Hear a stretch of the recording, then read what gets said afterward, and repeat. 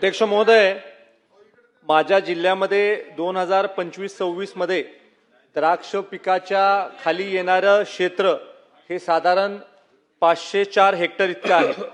अध्यक्ष महोदय, आता सगळ्या सन्माननीय सदस्यांनी लक्षवेधीच्या द्वारे जो प्रश्न सन्माननीय मंत्री महोदयांना विचारला त्या प्रश्नाच्या अनुषंगाने अध्यक्ष महोदय मला आपल्याला एक आवर्जून आजच्या या चर्चेच्या दरम्यान सांगायचंय की एक करार हा भारत आणि अफगाणिस्तान मध्ये झाला।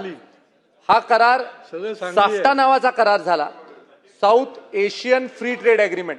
आणि या साफ्टा करारामुळे अध्यक्ष महोदय 100% ड्यूटी ही अफगाणिस्तानवरनं येणाऱ्या बेदाण्यासाठी माफ आहे।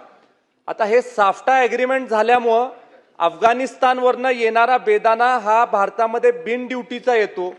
हे काही लोकांना लक्षात आल्यामुळे चायनावरनं मोठ्या प्रमाणावर बेदाणा हा अफगाणिस्तानमध्ये जातो आणि चायनीज बेदाणा अफगाणिस्तानद्वारे भारतामध्ये येतो।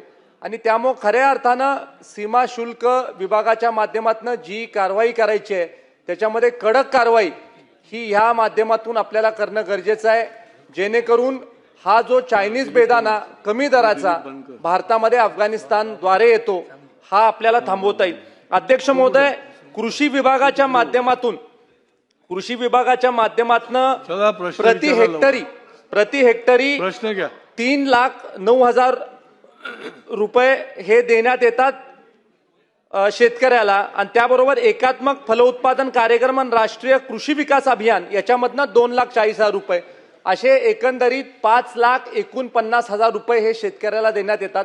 माझा प्रश्न असा आहे की हे अनुदान जे देण्यात येतं ह्या अनुदानामध्ये वाढ परिस्थिती बघून आपण काही करणार आहोत की नाही?